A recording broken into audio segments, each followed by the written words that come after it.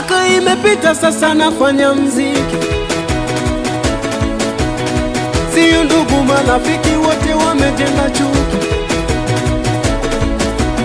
Maproducer nao eti siambiliki, ma DJ nao hawapigi yangu miziki. Nataka mie nistaafu, niache wangu uchafu, kimziki mimi nistaafu, nitowe wangu uchafu. Naona lawama masimango, umaskini wangu umekuwa wimbo.